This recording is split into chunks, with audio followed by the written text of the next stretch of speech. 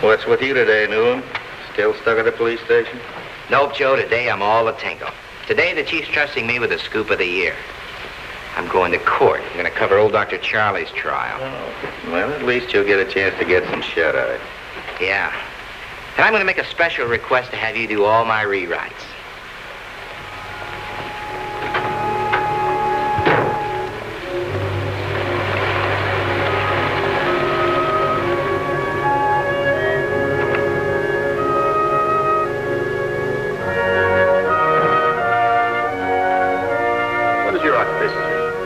I'm an insurance salesman. Do you know the defendant, Dr. Charles Grayson? No, I do not. Do you know either of the plaintiffs I represent? No, sir. I miss anything, Smitty? Ah, they're still picking the jury. And I mean picking.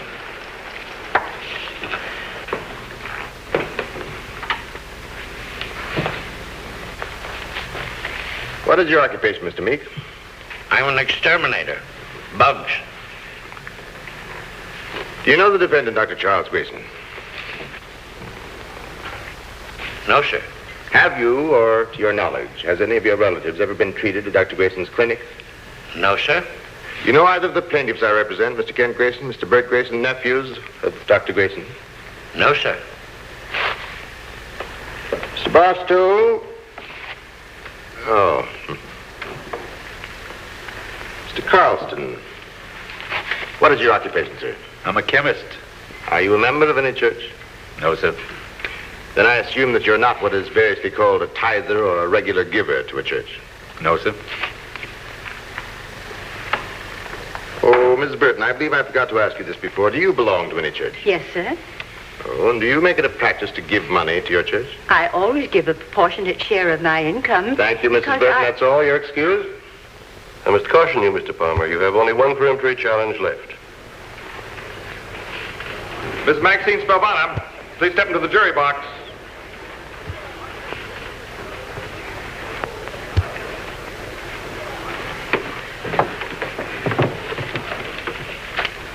What is your occupation, Mrs. Spelvana?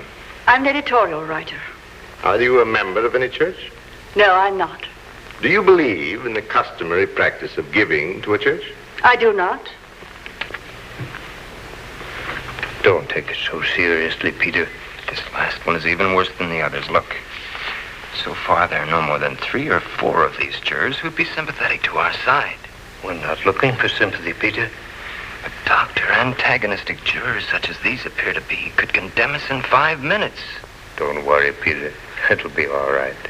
And convincing such a jury will not only vindicate my actions, but also prove the teachings of our Lord.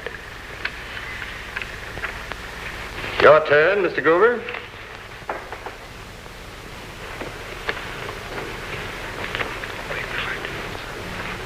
Your Honor, my client accepts the jury as presently constituted. The jury is satisfactory to both sides? We accept the jury.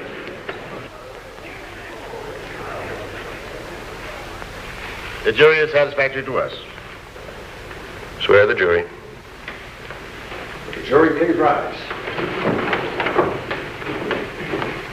I solemnly swear that you and each of you will well and truly try the matter and issue between Burton and Kent Grayson, the plaintiff, and Dr. Charles Grayson, the defendant, and a true verdict render according to the evidence I hope you got. I do. You may be seated. You may open to the jury, Mr. Palmer.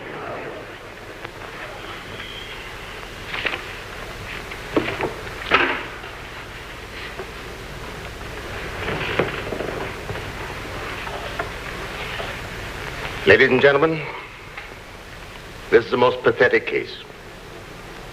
A famous physician, respected and admired by countless people, has proved himself incompetent to manage his affairs.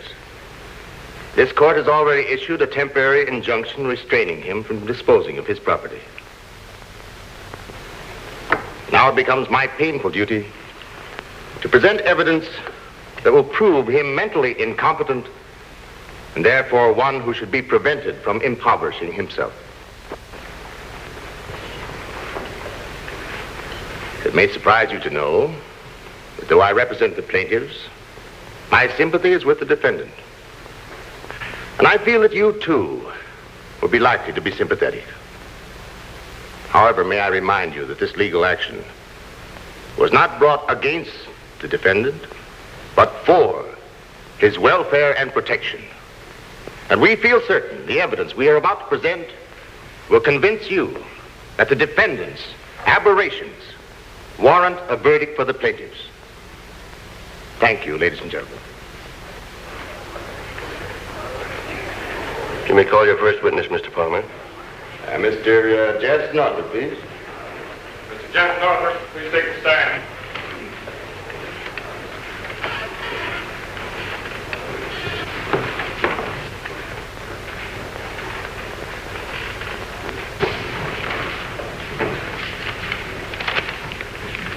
Swear to tell the truth and nothing but the truth, so help you God.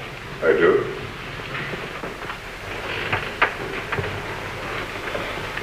Mr. Northup, what is your occupation, sir? I'm a banker. I'm vice president of the Midvale First National. And you know the defendant, Dr. Grayson? Oh, very well. Dr. Grayson's been banking with us for over 40 years. On the 12th of April, Dr. Grayson came to see you at your office. Would you describe the nature of the doctor's visit? Well,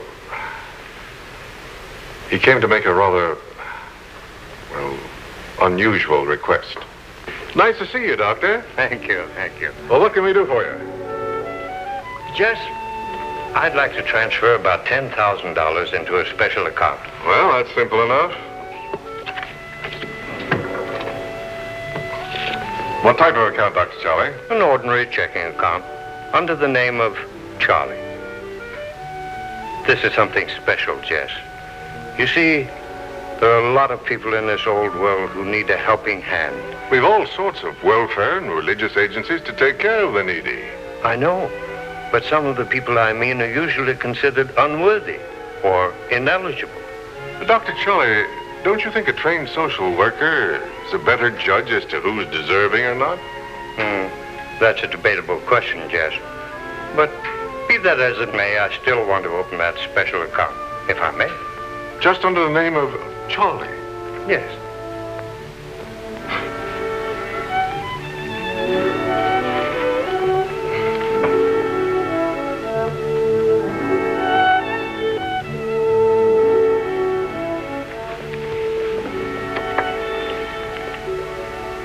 And this is the card Dr. Grayson signed that day.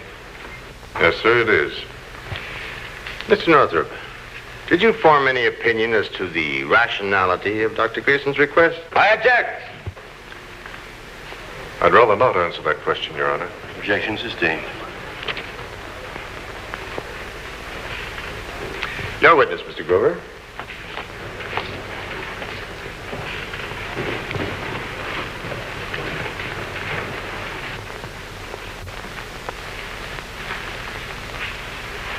Mr. Northup, are you a member of a church? I object.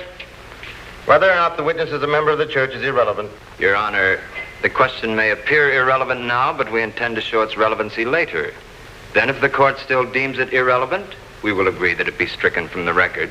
Very well. Proceed, Mr. Grover. Are you a member of a church, Mr. Northup? Yes, sir. And, do you contribute to your church? Yes, naturally. How, sir? Oh, in various ways. Such as what? Well, I give money. I teach a Bible class. I also act as usher. Oh, I serve on various committees. That's all, Mr. Northup. Mr. Lewis Lumpkin, please. Mr. Lewis Lumpkin, please take the stand.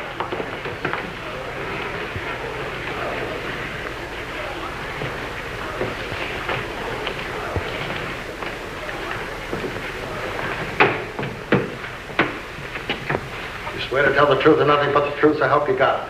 Yeah, sure. You may sit down, sir. You are Louis Lumpkin, also known as Louis. Yeah, that's right. What is your occupation, Louis? Well, right now I'm unemployed. What do you do when employed? Oh, lots of things. According to police records of your convictions, some of your previous occupations have been bookmaking, swindling, shoplifting. I object. Your Honor, if the court pleases, this is an adverse witness. Establishing his character is of prime importance. We are seeking to show that a mentally competent individual would not associate with the witness. Objection overruled. Proceed. Louis, will you describe how and when you first met the defendant? Well, it was a couple of months ago. I'm walking across Washington Park.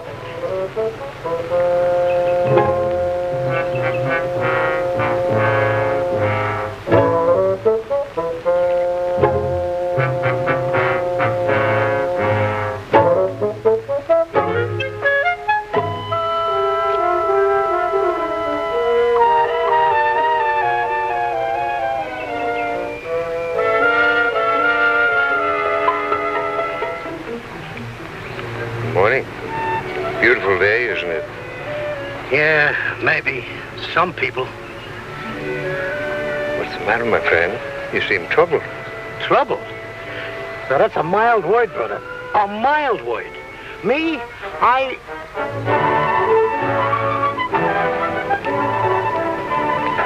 Hello, Doctor. How are you? Good morning. Well, Louis. When they let you out? What's that to you? And you can't pinch a guy for just sitting on a park bench, neither. Not if you're only sitting, Louis.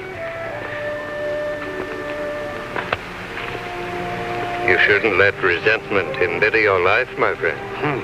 It's easy to see you ain't never had them blue boys on your neck like I have. Did you ever try doing anything once you've been in a Houseley? No. Just because a guy makes one little mistake, one mistake in his lifetime, they never let you live it down. And no matter what I turn to, there's the cops. Always putting a crimp on me. What is your line of work, Louis? Oh, anything to make a couple of bucks. Only, some days it don't even pay to get out of bed.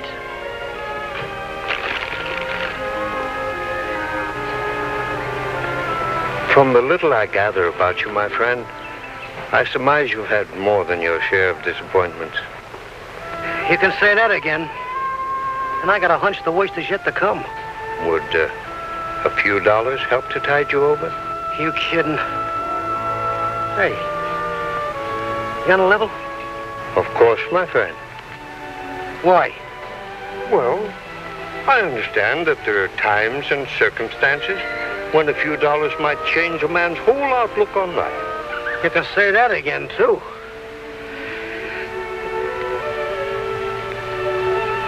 Hey, Mac. About how much can you spare? Would $50 be any help? 50? Hey, now look, Mac. If you got that kind of dough to toss around... I merely wish to help you get a new lease on life, Louis. Now, the full name is... Lumpkin. Lumpkin. Lumpkin. You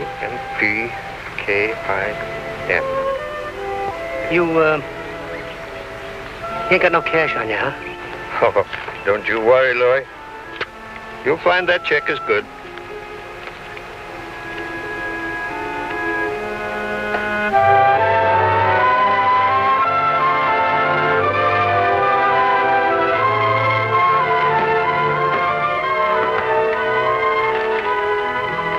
$10, $20, $30, $40, $50.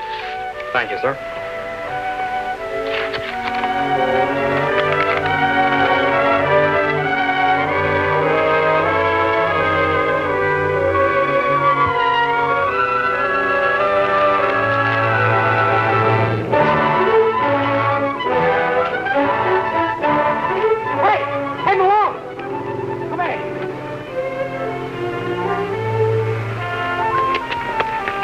You know the old fella that I was sitting on the bench with a little while ago? What about him? Well, where can I find him? Why? Well, him and me, we're buddies. Oh, are you now? Yeah. And what would a fine citizen like Dr. Charlie be wanting with the Dr. Charlie? You mean that was old Doc Grayson? From the clinic? Oh, thanks. I'll be seeing you. Sit down, please.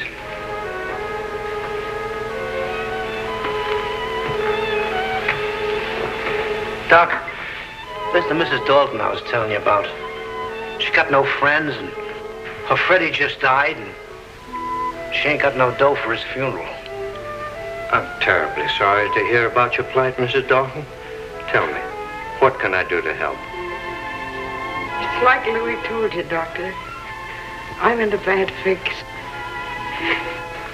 It's poor Freddie.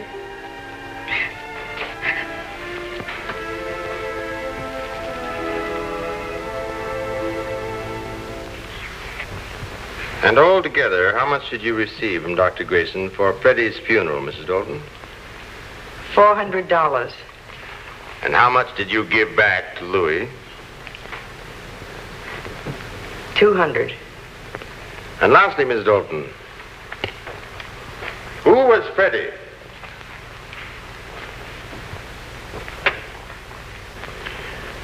Please answer the question.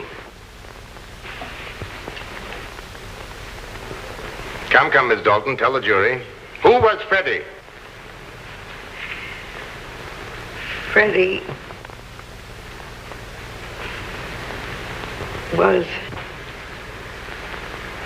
He was my cat. Oh, but I've got to explain. That'll be all, Miss Dalton.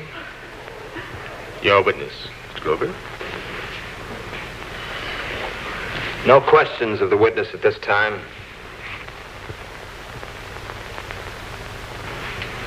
Miss Mary Biddle, please. Mrs. Mary Biddle, please take the stand.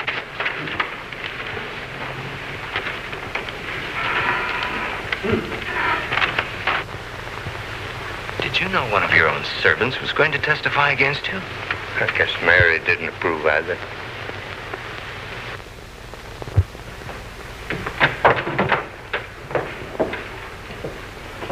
Swear to tell the truth and nothing but the truth, so help you God. I do. Sit down, please. Mrs. Biddle, you and your husband John are employed as housekeepers for Dr. Grayson, is that correct? That's right. You recall Dr. Grayson having a visitor, Reverend William Goodwin, coming to the house in the afternoon of May the 19th? Yes, and this was the third visit the preacher made.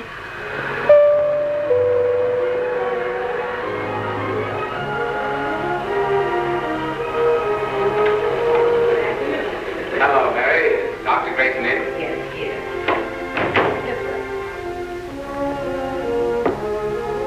Lovely day, isn't it? Yes, it is. Doctor, Mr. Goodwin is here to see you. Fine. Pastor, come in, come in. Thank you, Doctor. I dropped in to talk further with you about that special gift to our church. Oh, sit down, will you? Thank you.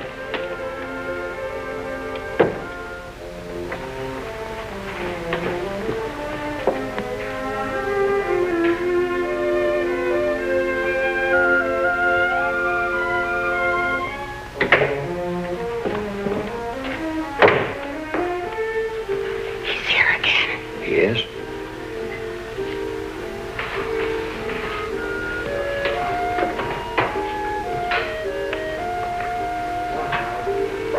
Whatever it is, he sure is a convincing talker. Give him time enough and he'll hypnotize the doctor into agreeing to anything.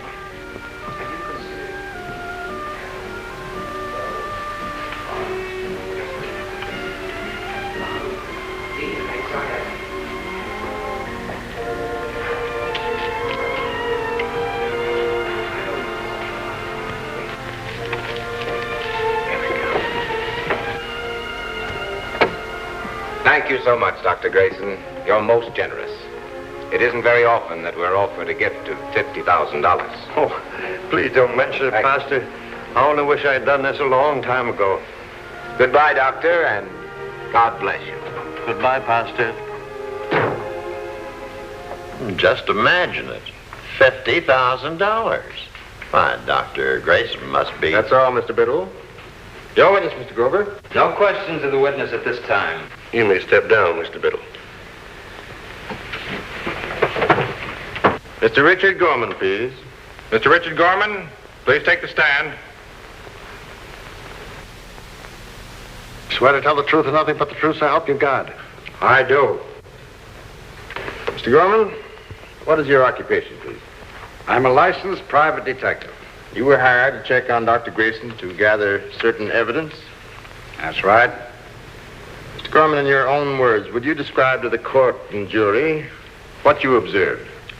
Well, on the very first day I started trailing Dr. Grayson.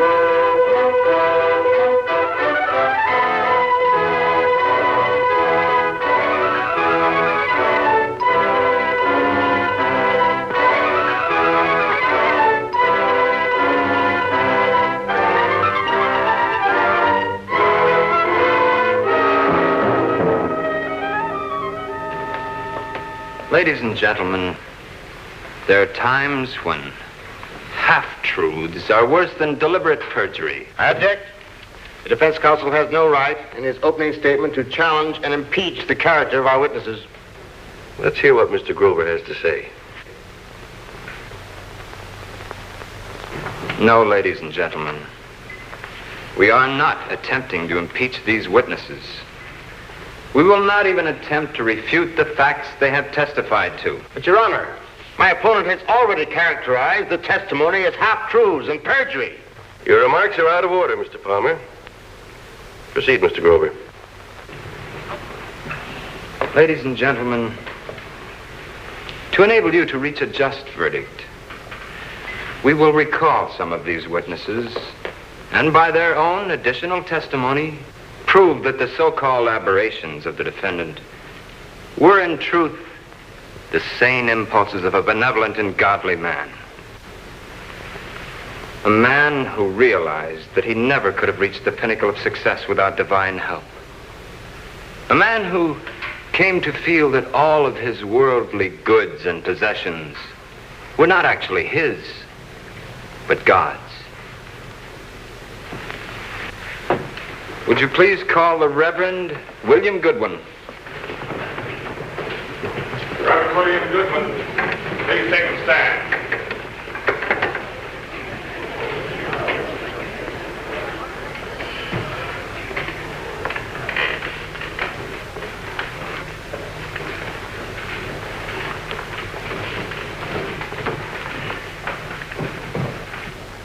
Swear to tell the truth, the whole truth, and nothing but the truth, so help you God. I do.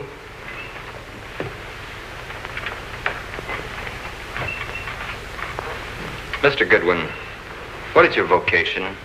I'm a minister. Are you well acquainted with Dr. Grayson? I am. Would you tell us, when did you first meet Dr. Grayson? It was almost 5 years ago when I became his pastor. Dr. Grayson had already been a member of the church for many years. I object. Anything that might have transpired between the witness and the defendant 5 years ago is totally irrelevant.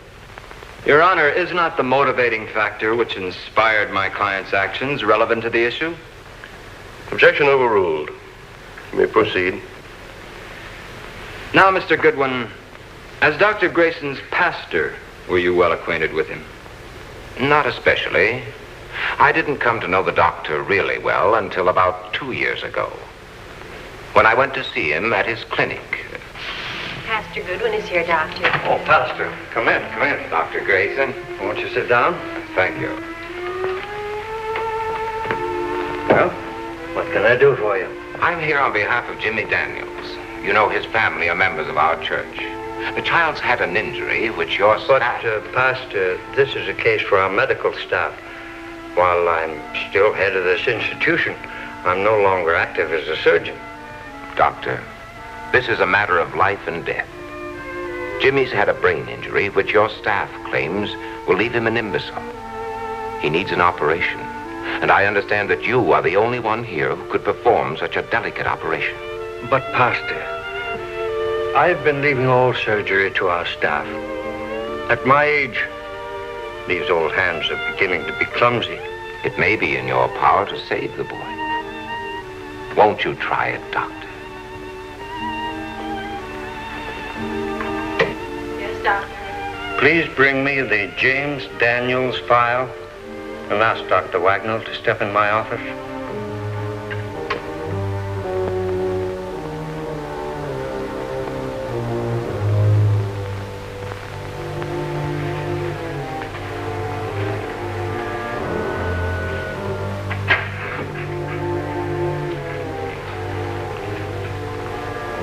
You still don't believe you can do the surgery, Dr. Wagner? I'd rather not, Doctor. Then, will you assist me? Doctor, would you stake your reputation on one impossible operation? Impossible? Who except God can tell what is impossible? Very well, Doctor. I'll assist you. Thank you, George.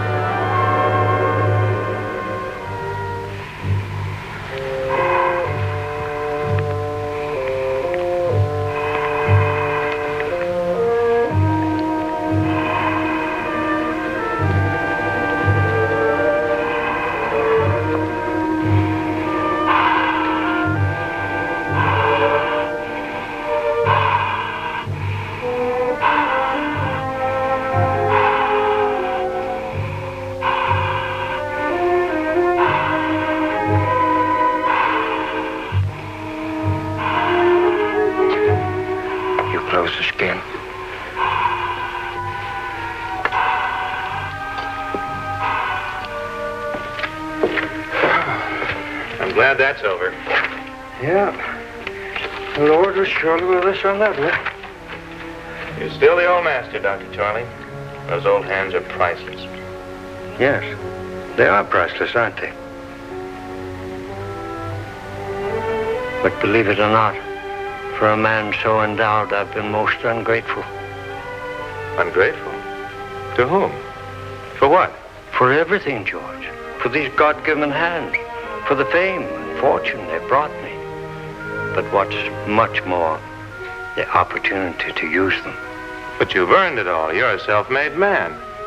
A self-made man. No, George. I'm what I am only by the grace of God. Everything I have, I owe to God. For no man can really call anything his own, because he's merely the steward of the things committed to him by the Lord. I object. The defendant's theological dissertation is merely his personal opinion and is irrelevant. Your Honor, the opinion my client has expressed is relevant, for it definitely illustrates Dr. Grayson's reasoning powers and mental competence. Objection overruled. Proceed, Mr. Grover. Your Honor, I kind of missed that last thing Dr. Grayson said because he was interrupted. Can we have it again? Mr. Reporter, will you please read back the last part of the witness testimony? Me, a self-made man? No, George. I'm what I am only by the grace of God, and everything I have I owe to God. For no man can really call anything his own, because he is merely the steward of the things committed to him by the Lord. Proceed, Mr. Grover. Thank you, Your Honor. Dr. Grayson, according to some of the testimony already presented in this court, you did give various sums of money to certain people, did you not? I did. Was this before or after you decided to make this large gift to the church? Before. Now, Doctor, would you tell this court what suddenly prompted you to decide upon making such a gift to the church? I wasn't prompted suddenly. I was merely aroused by a particular sermon our minister delivered one day. He was preaching on Christian giving.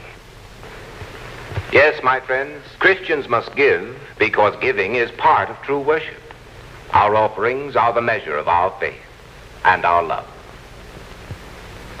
My friends, I wonder how many of us have the right attitude about giving, the Christian attitude.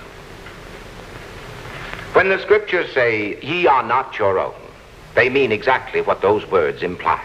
We are not our own. Our bodies, our minds, skills, personalities, all are his by right of his creation. And we are also his by right of his redemption.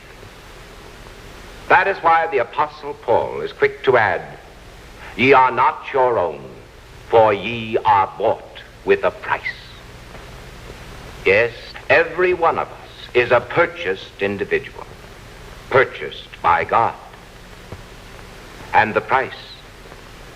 Peter reminds us of the tremendous price when he tells us, Ye were not redeemed with corruptible things as silver and gold, but with the precious blood of Christ.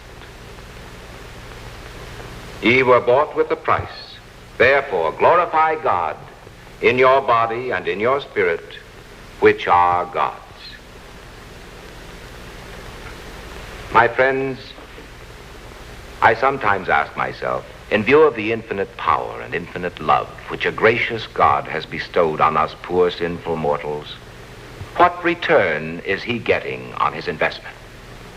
Surely our gratitude for the blessings which are ours should prompt us to place our total selves into the service of the Lord, returning unto him our time, our talents, and our treasures.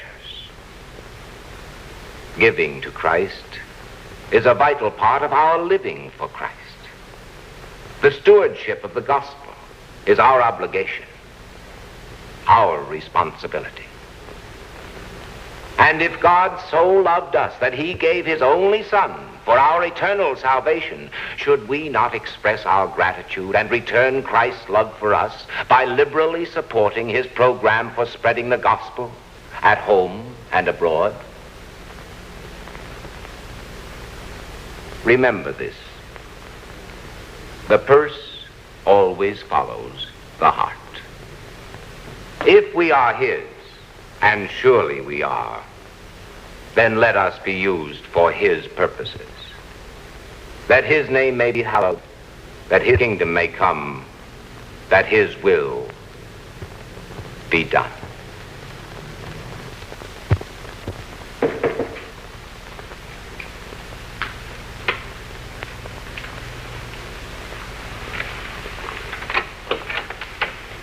Why, Dr. Grayson. Good afternoon, Pastor. How have you been? Very well indeed, thank you. Good. Won't you sit down? Thank you.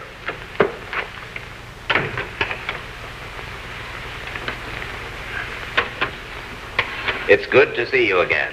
Thank you. Pastor, I was deeply impressed by your sermon last week. Thank you, Doctor. Oh, no. I'm thanking you. In fact, that's what brought me here. You know, before listening to your sermon, I had always thought I was practicing the principles of Christian stewardship. You have been one of our most liberal contributors, Doctor. That's just it. I've been only a contributor, not a steward. But now, I know, as you put it in your sermon, that the Lord isn't looking for only contributors. I mean, well, people peel $1 or $2 from the top of their billfolds and toss it to the Lord like a tip to a waiter. Very aptly put, Doctor. And I feel that my giving has been too impersonal, more like paying taxes. I believe I know just what you mean. Sometimes we find ourselves keeping our gratitude to Christ in this pocket, and we do our giving from this pocket. No, we don't always give to the Lord because of what we have in here. Oh, we give all right, but often it's just from the purse to the church, when it should be from the heart to Christ. Pastor, in my profession, that would be called a very good diagnosis. Now, what about the prescription?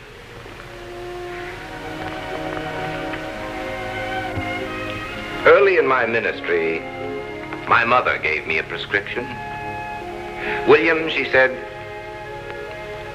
whatever you do in life, whatever that may be, do it as unto Christ. For me, these 3 words have spelled the difference between a humdrum ministry and one of real satisfaction. Somehow, I feel that if all of us, every day, could get that particular sense of doing and giving as unto Christ, we'd not only give more, but we'd derive more joy and satisfaction from it. Pastor, I've been thinking. I want to do something as unto Christ. I'd like to make an offering of $50,000.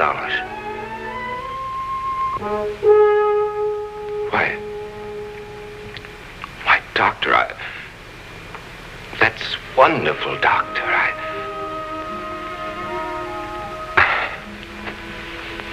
hardly know what to say.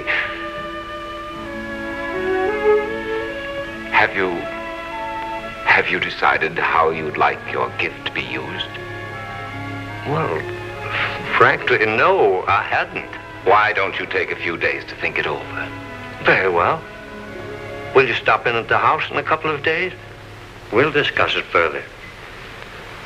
Now then, Doctor, did the Reverend Goodwin thereafter call on you at your home? He did. What transpired during that visit, Doctor? Well, on that day I was in the sunroom when my housekeeper... Doctor, Mr. Goodwin is here to see you. Oh, fine. Come in, Pastor. Thank you, Doctor. I dropped in to talk further with you about that special gift to our church. Oh, good. Sit down, please. Thank you. Well, Pastor, as you suggested, I've given the matter much thought. And have you decided how your gift should be used? Yes. Since, for the last couple of years, we've been talking about a new north wing for the church, I thought I'd like to see it used for that purpose. That's fine, Doctor. But have you considered all the needs of the kingdom before reaching your decision? Have I overlooked something? Well, Doctor, far be it from me to tell a man of your generosity what to do with his money. But somehow, I feel that right now, there are much greater needs than a new wing for the church. What, for instance, Pastor? Have you considered the desperate need for the gospel on all of our far-flung mission fronts? Just think of the destitution, hunger, fear, anxiety, the spiritual and moral chaos in every section of the world today. And then think of the struggle we're having to keep our missions properly manned and supported here and abroad. Forgive me, Doctor. It's just that I know you'd want your gift to do the greatest possible good. Pastor, when you were at the seminary, they didn't give you a course in salesmanship, did they? No, Doctor. My job isn't selling. It's just telling. I can only tell our people what the needs are. And I thank you for your guidance. You know, Pastor, mind you, I'm not saying that the church isn't going to get that new north wing. But I am saying that this $50,000 will go to our missions. Splendid. Splendid. And I'm sure you'll be very happy with this decision. You know, Pastor, this time, I feel that I'm giving as unto Christ. So, after the pastor left, I went to my nephew's office to ask them to make out the check. Dr. Grayson, you've heard the testimony of Mary and John Biddle, the witnesses for the plaintiffs? Yes. Now, was that the same conversation referred to by Mary and John Biddle in their testimony? Yes. Your witness, Mr. Palmer.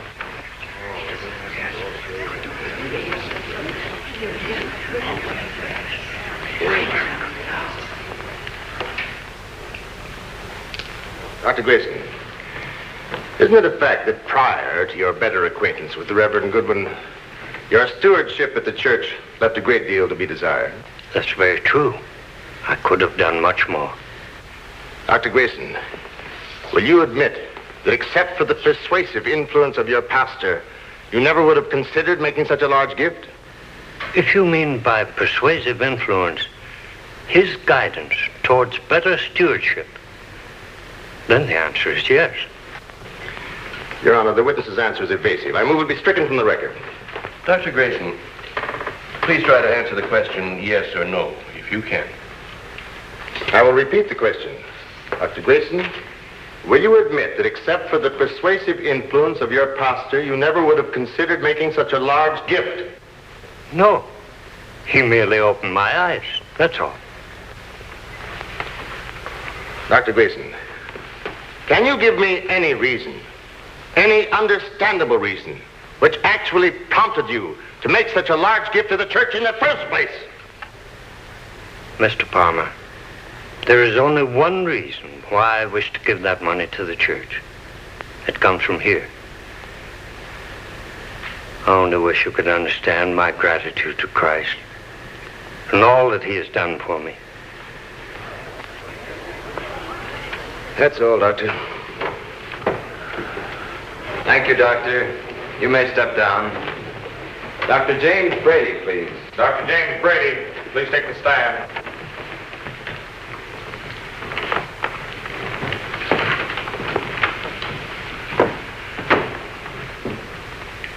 Swear to tell the truth and nothing but the truth, so help you God. I do. Dr. Brady, you are a doctor of medicine and have been practicing in this community for 20 years. Is that right? Yes. Do you know Mrs. Dalton, one of the witnesses, the lady seated over there? Very well. Mrs. Dalton's been one of my patients for many years. Doctor, do you have Mrs. Dalton's permission to acquaint the jury as to what her physical and mental state was before the so-called momentous event described in court as the death of Freddie? I object. Counsel for defense is attempting to ridicule an important witness. Objection overruled. Proceed with your answer, Dr. Brady. Yes. The poor soul was a lonely woman whose run-down condition was mostly due to malnutrition, aggravated by an overwhelming fear complex. The last, no doubt, engendered by a life of constant poverty and insecurity. When outside of this court did you last see Mrs. Dalton? She came to my office about 3 weeks ago. Doctor, I know this will never repay you for what you've done, but I wanted you to know my heart is in the right place. Well, what's happened to you, Mrs. Dalton? Why, you look like a new woman. That I am, Doctor, that I am. I never felt so good in my whole life. Maybe it's because I've been eating lately, or the new clothes. Had a windfall? Well, not exactly. It's a long story. I wish it could have come some other way, but you can't imagine what it's like for me to have a few dollars. And now with these new clothes, maybe I can get a job. And did you get a job, Mrs. Dalton? Yes, I did. And beginning next week, I intend to pay Dr. Grayson every penny of that money. I object. The intentions of the witness are totally irrelevant. Mr. Palmer, in this court's opinion, they're extremely relevant. Overruled. Proceed. And now, Mrs. Dalton, one more question. Did you ever tell Dr. Grayson just who this Freddie was? I didn't have to. I found out later that he'd known it right from the start. He understood. Your witness, Mr. Palmer. No questions. That'll be all, Mrs. Dalton. Thank you. I will now call Mr. Ben Renson. Ben Renson, please take a stand.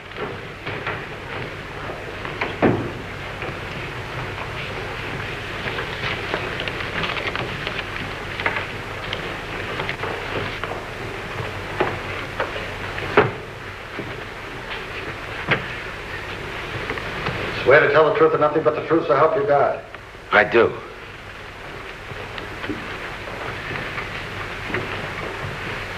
Mr. Renson, as a witness for the plaintiffs, you previously testified that Louis Lumpkin was responsible for your meeting Dr. Grayson. Is that right? Yeah. Now, as to Louis Lumpkin, how and when did you first meet him? Well, we roomed together for 2 years in the big house. By the big house, you mean the state penitentiary? Yeah, we served a stretch together. What is your present means of livelihood, Mr. Renson? Huh? I got the magazine and candy stand in the lobby of the Wilson building. Ever been in any legitimate business before? No. This is the first break I ever got. Nobody never give me a chance before. How much of an investment does your stand represent, Mr. Renson? $1G. $1,000. Louis took me over to clip the doc out of $1,000. You mean to help rehabilitate you? Dr. Grayson advanced you $1,000 to invest in a legitimate business, is that right? That's right. But when my wife heard what me and Louis was going to pull, she made me go through with the deal and buy the stand. Better than that, the half I was going to kick back to Louis, she made me return to the dock. And are you happy and contented with what you're doing now? Are you kidding? Sure I'm happy. Thank you, Mr. Renson. Your witness, Mr. Palmer. Mr. Renson.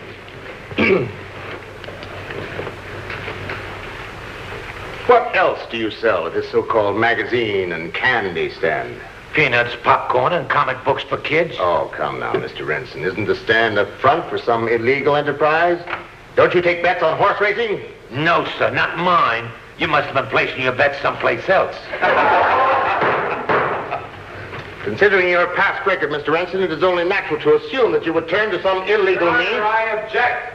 The counsel's remarks are deliberately calculated to prejudice the jury. Your Honor, I'm merely leading up to an objective question to prove our contention that Dr. Grayson is irrational. For that matter, if I did not personally believe the defendant was crazy, why... This is outrageous, Your Honor. I move the counsel's remarks be stricken from the records on the grounds that...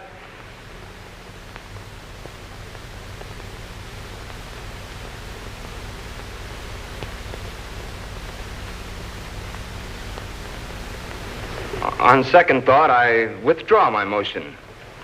Let the remarks stand.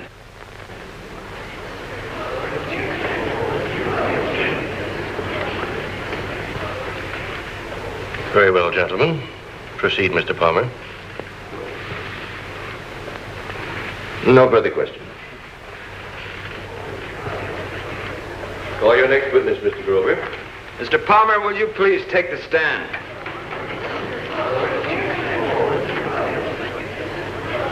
Your Honor, this is ridiculous. As attorney for the plaintiffs, I can't appear as a witness for the defense. Your Honor, in the name of justice, is it not the defense's prerogative to summon any person as a witness? I'm afraid you'll have to take the stand, Mr. Palmer. Your Honor, this is highly irregular. I'll grant it somewhat unusual, but it's not without precedent and it's perfectly legal. Mr. Clerk, swear the witness. Swear to tell the truth and nothing but the truth, so help you God. I do. Mr. Palmer, you made a remark a few moments ago that in your opinion, Dr. Grayson is crazy. Now let me ask you, Mr. Palmer. You are married? You have a family? Yes. You and your wife and children are members of a church? I object, Your Honor. Any question relating to my private life is irrelevant. Objection overruled, Mr. Palmer. Please answer the question. I forgot the question. Are you and your family members of a church, Mr. Palmer? Yes. Do you take part in any of your church's activities? Yes. Which ones, Mr. Palmer? A number of them. Mr. Palmer, let me ask you, have you ever contributed any money to your church? Certainly not $50,000. The amount is unimportant, Mr. Palmer. Have you ever contributed any money to your church? Yes. Regularly? Yes. Why? Why? Yes, Mr. Palmer. Why?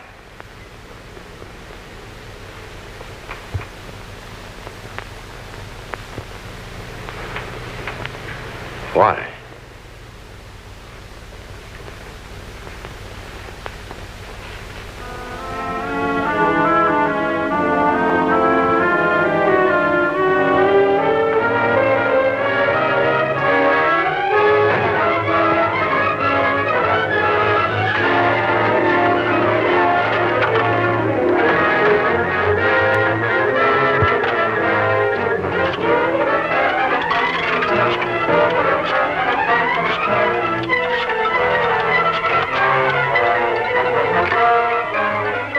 This is Newland. Give me the desk. Hey, Chief, you can get your bannerhead ready. Dr. Charlie's going to beat the case. No, the jury's still in the box. How do I know? Look, Chief, I know. And don't ask me why. That's the word Dr. Charlie's lawyer just won the case with. Look, you want to scoop the other rags, don't you? All right, then switch me over to Joe so I can give him this. Hello, Joe. Now get this. The Dr. Grayson case reached an unexpected dramatic climax today when... I have now instructed you on the law. Bear in mind that you and you alone are the sole judges of the facts. You may now retire and deliberate upon your verdict. Mr. Bailiff, conduct the jury.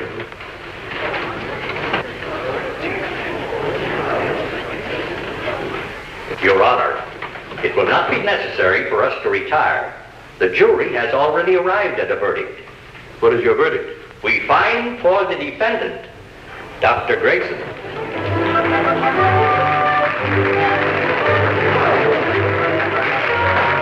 Thank you very much. No, Doctor. We're the ones to thank you. Many thanks. I shall never forget what you taught us during this trial. Doc, you sure rung the bell.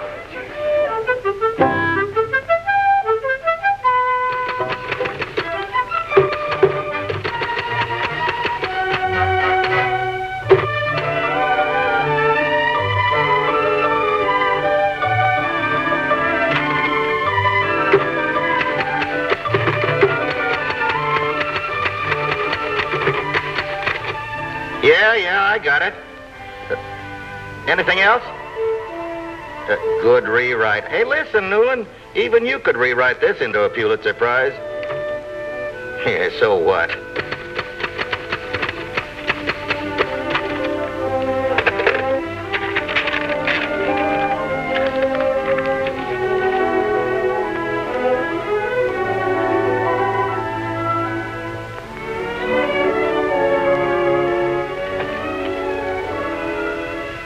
What do you know?